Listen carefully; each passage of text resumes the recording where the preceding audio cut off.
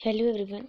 इस वीडियो में हम जनरल टेस्ट का एक टॉपिक कवर करने वाले हैं जो सीयूईटी के लिए काफ़ी बेनिफिशियल है, जो है नंबर सिस्टम। सभी को पता है, नंबर्स के बारे में हर कोई जानता है। तो अभी थोड़ा पहले कॉन्सेप्ट का ओवरव्यू लेंगे, उसमें क्या क्या आता है वो पहले। नंबर्स हमारे क्या होते हैं? नंबर्स में हमारे दो प्रकार के नंबर आते हैं, रियल नंबर आते हैं, कॉम्प्लेक्स नंबर आते हैं। रियल नंबर का मतलब जो रेशनल नंबर भी हो सकते हैं और इरेशनल भी। रेशनल का मतलब वो नंबर्स होते हैं, रेशनल का नंबर वो नंबर्स हैं जिन्हें हम p/q की फॉर्म में लिख सकते हैं, जहाँ पर q हमारा 0 के इक्वल नहीं होता। लेकिन इरेशनल नंबर हमारे वो नंबर होते हैं जो रूट्स की फॉर्म में लिखे जाते हैं, जैसे √2, √3, √5। ये सारे हमारे इरेशनल नंबर हो जाएंगे। ओके। और रेशनल नंबर मैंने आपको बता ही दिए, जो p/q की फॉर्म में है, 0/4, मिक्स फ्रैक्शंस, ये सारे आ जाते हैं, डेसिमल्स भी आ जाते हैं। अब आता है रेशनल नंबर में। रेशनल नंबर हमारे इंटीजर्स हो सकते हैं, फ्रैक्शन हो सकते हैं। इंटीजर्स क्या? इंटीजर्स का मतलब ये होता है कि हमारे पास में positive and negative whole numbers क्या हैं? जो 0 से स्टार्ट होते हैं, 0, 1, 2 एंड सो ऑन, चलते चले जाते हैं। ओके।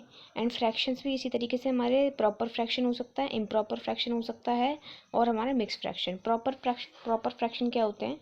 जहाँ पर p/q हो, ये फ्रैक्शन है, लेकिन जब हमारा p q से बड़ा होता है तो ये हमारा इम्प्रॉपर फ्रैक्शन हो जाता है।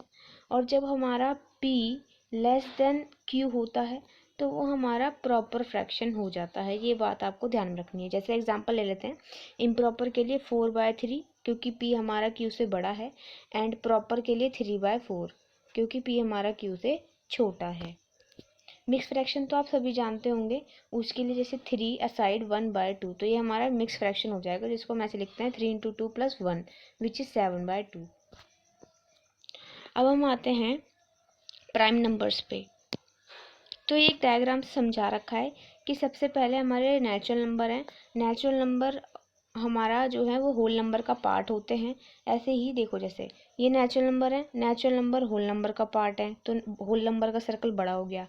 होल नंबर इंटीजर्स का पार्ट है, तो इंटीजर्स का सर्कल बड़ा हो गया। इंटीजर्स रेशनल का पार्ट है, तो रेशनल का सर्कल बड़ा हो गया। रेशनल रियल नंबर का पार्ट है, तो उसका हो गया हमारे पास बड़ा। ठीक है, तो ऐसे हमारा ये सर्कल हमारा चल रहा है। इमेजिनरी नंबर्स का भी आप जानते ही हो। देखो, आई का मतलब होता है आयोटा। आयोटा मतलब इमेजिनरी नंबर, और आयोटा की जो वैल्यू होती है वो होती है माइनस में √1। ये होता है हमारा आयोटा। ओके। ऐसी अब हम आ जाते हैं इवन नंबर्स और ऑड नंबर्स पे। इवन नंबर वो सारे नंबर होते हैं जो हमारे 2 से डिविजिबल होते हैं। ऑड नंबर हमारे वो सारे नंबर होते हैं जो 2 से डिविजिबल नहीं होते। अब यहाँ पे प्रॉपर्टीज़ लिखी हैं, काफ़ी इंपॉर्टेंट हैं, जो आपका क्रैक करने में हेल्प करेंगी किसी भी क्वेश्चन को कम टाइम में। अगर हम किसी भी इवन प्लस इवन नंबर को प्लस करते हैं तो वो आंसर भी इवन आता है। ऐसे ऑड प्लस ऑड करेंगे तो भी इवन आएगा। ऐसे अगर इवन की पावर ऑड होगी तो भी आंसर हमारा इवन आता है। जैसे इस वाले को समझते हैं, इवन की पावर ऑड, इवन का मतलब 2, 2 की पावर ऑड यानी कि 3। एग्जाम्पल ले ले तो इसका क्या आंसर आता है? 8 is equal to even number. तो ये हमारी प्रॉपर्टी यहाँ पे सेटिस्फाई हो रही है। अब अगर हम आए तो हम आ सकते हैं प्राइम नंबर्स और कंपोजिट नंबर्स पे। प्राइम नंबर्स वो नंबर्स होते हैं जिसके सिर्फ 2 फैक्टर्स होते हैं। 2 फैक्टर्स का मतलब 1 एंड इटसेल्फ। फॉर एग्जाम्पल हमने एक प्राइम नंबर लिया, वो है 2। 2 किसकी टेबल में आता है? 1 और खुद की। तो इसके सिर्फ 2 फैक्टर हो गए, एक 1 और एक खुद, यानी कि 2। तो ये हमारा हो गया prime number, and 2 is the smallest even prime number. Okay, ये बात ध्यान में रखना। कंपोजिट नंबर हमारे क्या होते हैं? जिसमें मोर देन 2 फैक्टर्स होते हैं। ठीक है, मोर देन 2 फैक्टर्स होंगे। जैसे कि हमारा 4, इसके क्या फैक्टर्स होंगे? 1, 2 की टेबल में भी आता है और खुद की टेबल में भी आता है। तो ये हमारा स्मॉलेस्ट कंपोजिट नंबर होता है 4। ओके। अब आता है हमारा डिविजिबिलिटी टेस्ट, कि हम किसी भी नंबर को देख के पता कैसे लगाएं कि वो एक पर्टिकुलर नंबर से डिविजिबल है या फिर नहीं। तो यानी कि अगर 2 से डिविजिबल होगा तो उसका जो यूनिट प्लेस होगा वो हमारा 0 भी हो सकता है, 2 भी हो सकता है, 4 भी, 6 भी, 8 भी। ठीक है, उसके लिए आपको ये रखना है। 3 के लिए आपको क्या रखना है? 3 के लिए जो नंबर है उसका सम कर दो। अगर सम हमारा 3 की टेबल में आता है तो मतलब वो नंबर भी 3 से डिविजिबल हो जाएगा। 4 में हमारा क्या होता है? जो हमारा लास्ट 2 डिजिट होती हैं, लास्ट 2 डिजिट का मतलब जैसे मैंने मान लो 408 ये मैंने नंबर लिया, इसमें लास्ट की 2 डिजिट हैं 0 और 8। अगर ये हमारी 4 की टेबल में आती है तो ये पूरा नंबर भी 4 की टेबल से डिविजिबल हो जाएगा। अब हमारा है डिविजिबिलिटी बाय 5। अगर हमारी किसी भी यूनिट प्लेस जो है वो हमारा 0 और 5 है, किसी भी नंबर की यूनिट प्लेस 0 या 5 है तो वो हमारा 5 से डिविजिबल हो जाएगा। ऐसे ही हमारा 6 का डिविजिबिलिटी रूल है, अगर कोई नंबर 2 और 3 दोनों से डिविजिबल है तो वो 6 से भी डिविजिबल होगा। अब हम आ जाते हैं HCF एंड LCM पर। वो हमारे वैसे तो बहुत सारे डिविजिबिलिटी रूल होते हैं, वो मैंने अपनी जनरल टेस्ट की ई बुक में दे रखे हैं, वो उन्हें आप जाके देख सकते हो। जनरल टेस्ट की ई बुक को लेने के लिए मैंने टेलीग्राम चैनल का लिंक दे दिया है डिस्क्रिप्शन में, वहाँ पर डेली हमारा जनरल टेस्ट के क्वेश्चन अपलोड होते हैं, +45 क्वेश्चंस अपलोड होते हैं। और जनरल टेस्ट की ई बुक में भी मैंने पूरे नोट्स डाल रखे हैं क्वेश्चंस के साथ, आप उसको एक्सेस कर सकते हो उस ग्रुप को ज्वाइन करके। F and LCM of numbers पे। HCF का मतलब होता है highest common factor. Highest common factor मतलब किसी भी नंबर का हाईएस्ट कॉमन कौन सा फैक्टर है। अब आता है हमारा LCM।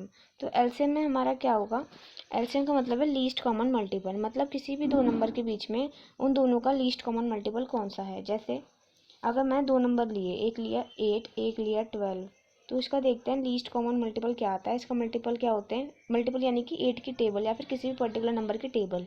तो 8 16 24 32 ये इसके मल्टीपल्स हो जाएंगे। ऐसे ही 12 के 12 24। तो सबसे कम मल्टीपल कौन सा रहा जो दोनों में कॉमन हो, वो है हमारा 24। तो 24 is the LCM of these two numbers which is 8 and 12। Okay, अब देखो आपको एक अच्छा सा ये ट्रिक यहाँ पर बताई गई है। एक ट्रिक मैं आपको बता देती हूँ। देखो जैसे एक फॉर्मूला होता है LCM into HCF equal to product of two numbers. Suppose अभी मैंने जो एग्जांपल लिया था वो क्या था, 8 और 12। 8 और 12 दो नंबर थे, तो 8 और 12 हमारे दो नंबर हैं और मुझे उसका LCM पता है। LCM कितना था उसका, 24 अभी जो निकाला था। और मुझे अब उसका HCF निकालना है, तो उसके लिए आप फॉर्मूला लगा सकते हो LCM इंटू HCF। LCM कितना आ रहा है 24, HCF मैंने मान लिया x इक्वल टू जो दो नंबर हैं वो क्या है 8 और 12, तो 8 इंटू 12, तो ये हमारा हो जाएगा 4, यानी कि जो इसका HCF है वो आ जाएगा 4। तो ये हमारा एक फॉर्मूला होता है। अब आ गई बात हमारी अलजेब्रिक फार्मूलेज की, तो ये हमारे काफ़ी इंपॉर्टेंट है वही, और आप सब जानते भी होंगे, ये सारी हमारी आइडेंटिटीज़ हैं। अगर आपको नहीं पता तो आप स्क्रीनशॉट भी ले सकते हो। किसी भी नंबर का अगर आपको स्क्वायर निकालना हो तो आप उसको 2 बार मल्टीप्लाई कर देते हो।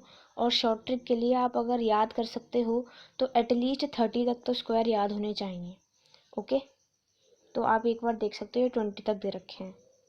क्वेश्चन है the sum of the digits of 2 digit number is 10 while when the digits are reversed the number decreases by 54, find the changed number। तो देखो इसमें आपको दो डिजिट का नंबर है जिसका दोनों डिजिट्स का सम हमारा 10 दे रखा है।